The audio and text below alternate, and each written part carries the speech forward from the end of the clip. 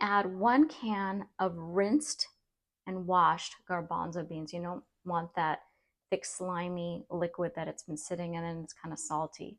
So just dump that in there.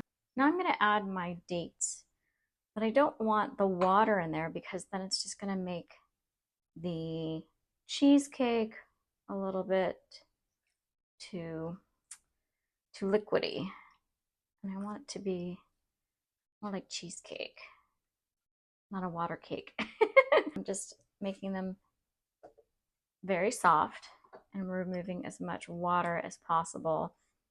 And these are pitted, so that step is removed. And then I'm just gonna save the date water. So this right here, this liquid is very sweet and really delicious. So I'll just save that for smoothie tomorrow morning, or I'll save it for maybe if I want to make a dressing that normally asks for sugar or maple syrup. All right, just add that. Silken tofu. This is soft tofu. Make sure when you get tofu, make sure it's certified organic. I know silken is a little bit more difficult to find, but it's definitely worth it because because otherwise the firm tofu will be almost like you're going to choke on it. Like it's just the texture is completely off. You want to put the liquid ingredients in first, and that will help blend it up. So I put all the liquid ingredients and I just did a quick blend. And now I'm going to add the dry ingredients. 6 level tablespoons of cacao powder. Next up is vanilla powder, 1 teaspoon. A pinch of pink salt.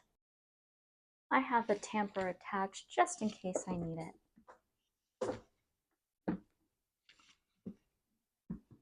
Start blending on low and then slowly turn it up to high to make sure it blends really well so that it's completely creamy. Which date you use can make a huge difference. I ran out of my Medjool dates and I used decadent dates. Instead, I even added some more and added date sugar, and it just wasn't sweet enough. So try to find Medjool dates. To even it out, I'm just going to take my spoon and using the back of it, just make it nice and even so it'll cook evenly.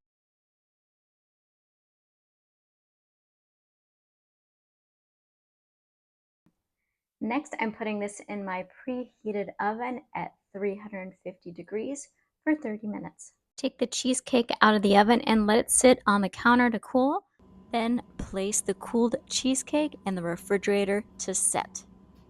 Here is 1/8 of a slice of the pie, and I like to add some balsamic vinegar. Just drizzle it on top, and this is just tastes like a wine syrup. It's not too sweet, it's a little bit tart. And just add a couple of walnuts on top. I like the, oh, these are broken. I was really looking for the broken pieces. But a little crunch is nice. Here's what it looks like up close. All right, let's try it.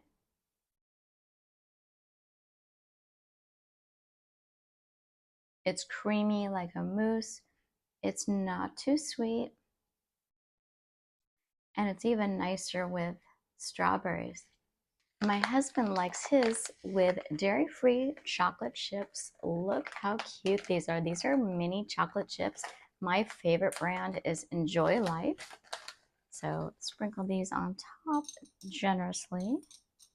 And then I think you like pressing them down, right? Pressing the chocolate chips on top. Let's add a little more. These add some nice, delicious sweet crunch.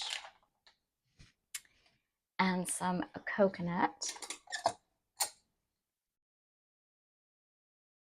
Wonderful on chocolate desserts.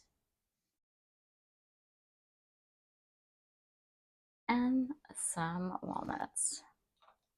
Oops.